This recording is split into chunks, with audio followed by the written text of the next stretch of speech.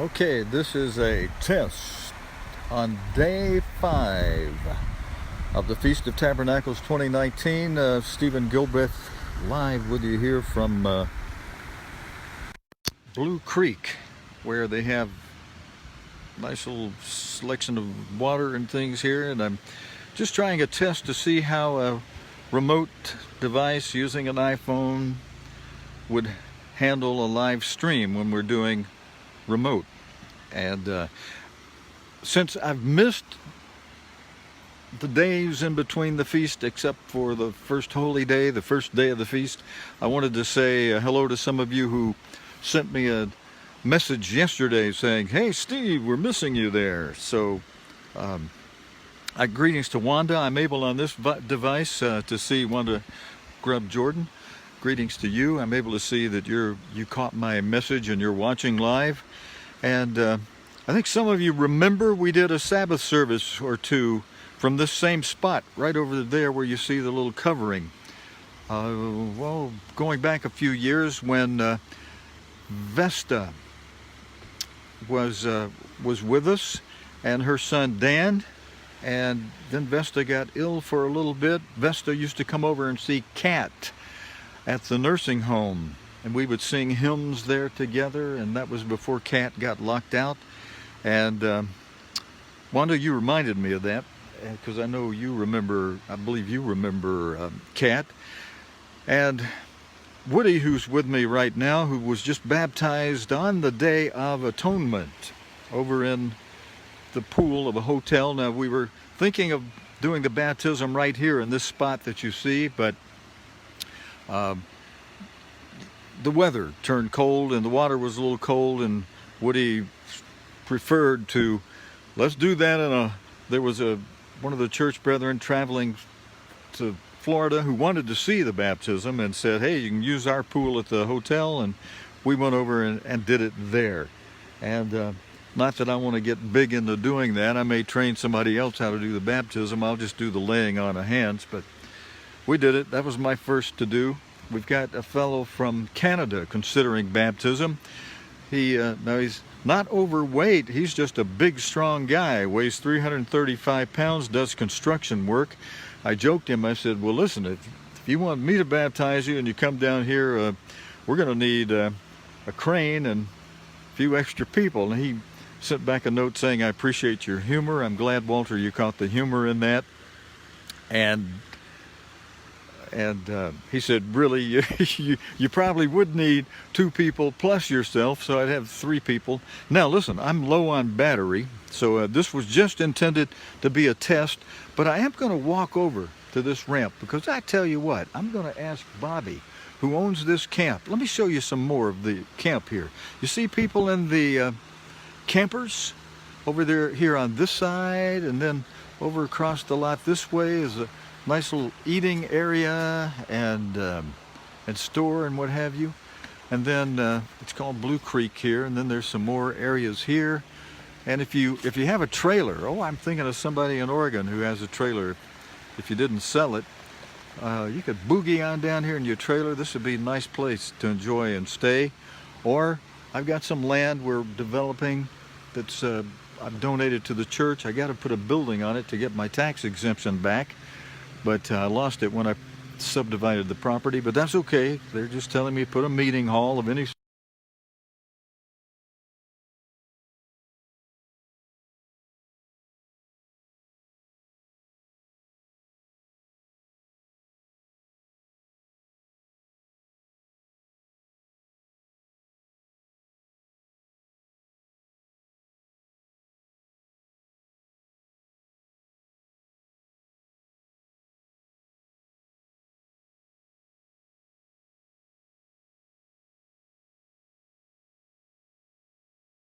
walk with you to that area I was showing you over there, where there's a bridge and the little bit of battery power I have left on this device. I don't mean to give a commercial plug out of the way, but some of you want to know what it is, and by messenger, I don't mind telling you, it's trying this out on an iPhone. And let's just go over to this side. This is day 5 of the Feast of Tabernacles in Alabama. And a lot of you like to do the arithmetic, the math, and figure out, well, how many days into the millennium would the 5th day of the Feast of Tabernacles be? And if you do 5/7 into 1,000, what do you get? Somebody good with the math? I'm not able to use the unit to do the division.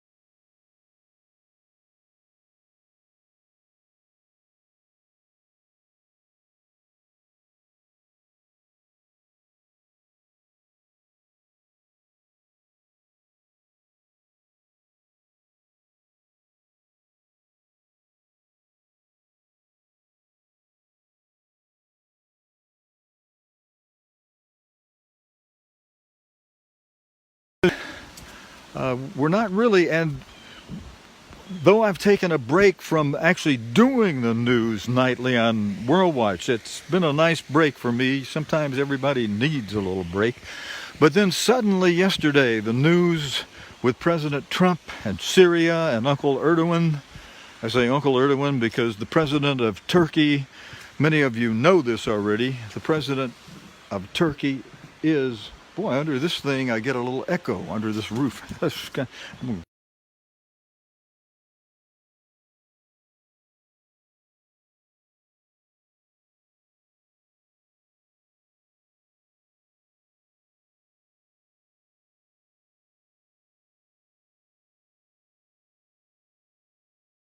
Esau, who those modern day descendants stem from, Esau, Edom, is the brother, the twin brother of Jacob. And most of you know the story of how how Esau, well, actually, let's put it the other way, how Jacob, first of all, who was it? Esau stuck his hand out first, and Jacob pulls it back in and usurped him from going out first, and except the hand, they counted that. And Jacob came on out.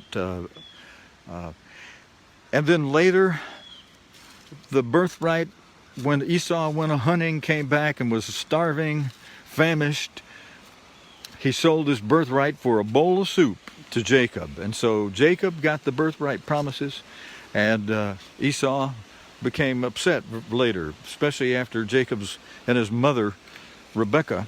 See, Isaac married Rebekah. Oh, Isaac remarried.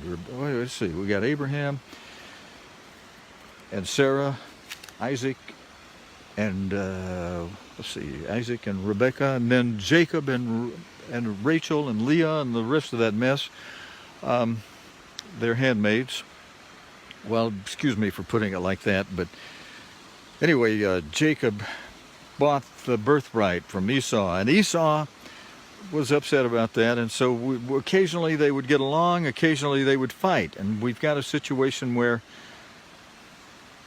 President Trump has gone along with, on behalf of one of the two brothers of Joseph, modern-day Manasseh, has gone along with Uncle Erdogan of Turkey, and allowing him to bomb the allies of those who were against Syria. And we're looking at that. We're looking at all that. And there are a lot of, this I think is important to know. There are some of the Republicans now who are upset with President Trump, and he's losing some of his support over what he did yesterday. And I'm going to be analyzing that further, ask God to give me some good insight into it and about it, and then be talking with you more about that later. And because that may be a signal, brethren. I mean, just look at it yourselves. It may well be a signal that things are about to take a turn. It's been a great blessing to have. It's been a respite, frankly. As kind of I took a respite during this feast Some of you may have. Some of you, Karen, I see you online there. It's kind of nice to be able to have a device where I can see quickly who's online and what. Just say an informal, friendly hello to you on this small, short broadcast this morning on the 5th day of the feast. So,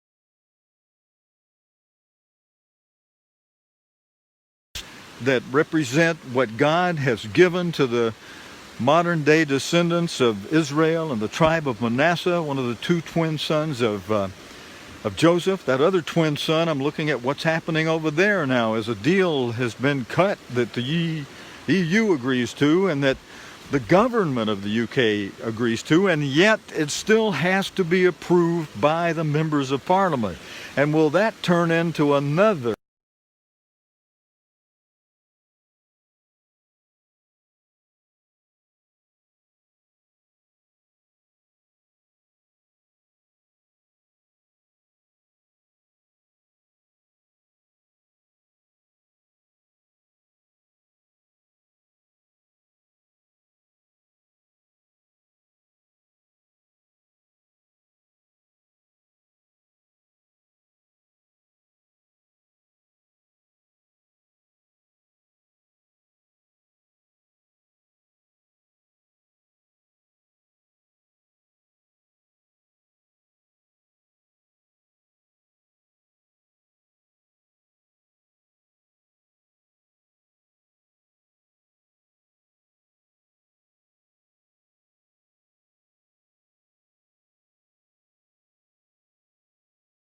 very, very, very potentially precarious. That respite we've known, enjoy the rest of this feast, because that respite that we have known just, may be on a time where a time with a bunch of liberals get in command in America. Woody and I were looking at that last night, and the craziness, I'm laughing, but it's not really funny, the craziness that can pursue following that. Now,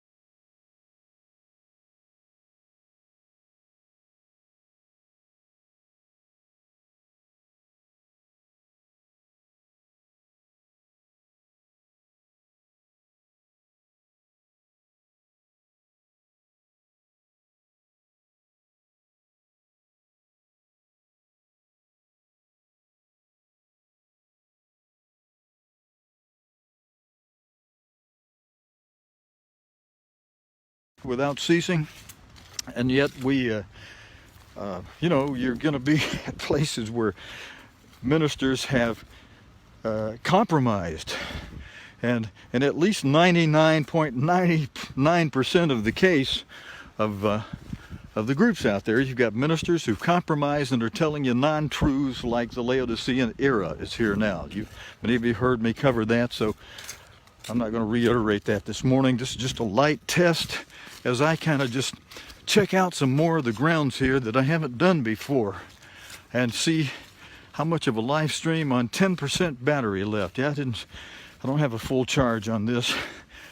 I'm so like some of you, I'm in a situation this year where I had to take care of some things, and that caused me not to stream every day. But if you look on the archive video page of cogtv.org, we've got the past 3 or 4 years during the feast time, and they're labeled Feast of Tabernacles 1 through 7 for the first day through the 7th day, where I played Mr. Armstrong's sermon tapes of sermons that he gave, recordings of sermons that he gave during the feast, some good long sermons. They're in the archive, and if I played one again during this feast, well, it just repeat. They're there for you. And of course, it is nice to have some current live talk, and especially noting, as Mr. Armstrong told the ministry to do, you ministers, give them the branches and the limbs and the leaves that I can't give them. I got to stay with the solid on the trunk of the tree, from the root, Jesus Christ. And he did that very well. Now, this is about as far as I can go on the water right here without having to go around on dry land. So as I wrap this up in this test thing, and where I just have a little opportunity to talk with some of you that I know, and let you know what has been happening with me this feast, and how I've noticed as of yesterday the news has a situation we are really going to want to be watching and praying about. And in a way, that's kind of good, because sometimes the news of daily Brexit every day can start to bog you down. And sometimes when I've had to cover that, at times I've thought, oh no, not more of this. And I'm sure many of you who watch have had the same impression as me. That ghastly, obnoxious, chaotic situation out of the UK with Brexit, irritating the government people of Europe, and it's 28, 27 without the UK conglomeration. And but we are aware that's happening. They're going to hate the UK and the US. I think the blunder, well, I hate to put those terms against our president, but let me just say it this way. The opinion that many are making that the United States president has blundered in his decision to pull out the U.S. from supporting its allies of the past in Syria. Some Republicans consider and call that a major blunder.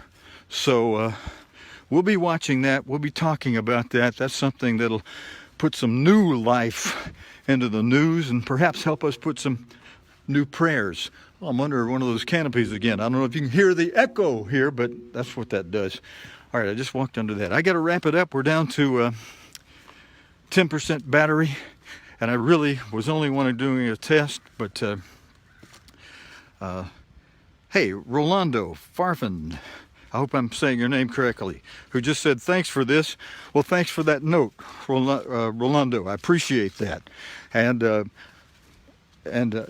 appreciate that, and I'm very happy to be back on the live stream here today, and from a kind of a refreshing spot. And there is a little possibility. I would appreciate it if some of you would pray about this, that I might take a trip down to a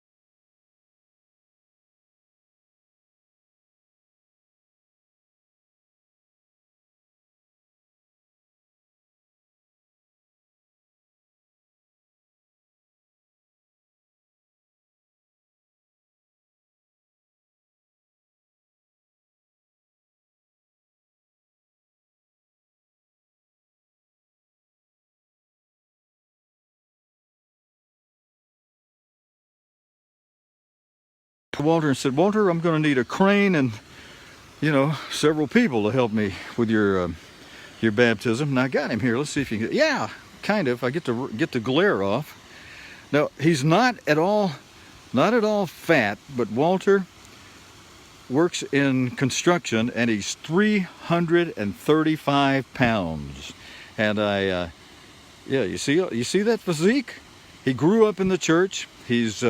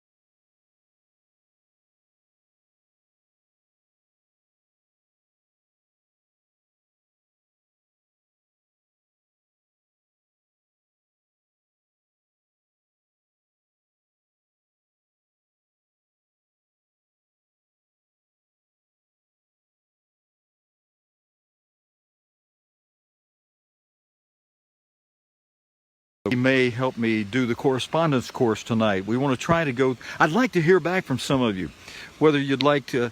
I've got Mr. Armstrong's sermons during the feast all over the place in the archive, and I sat down and punched up half of the scriptures for the correspondence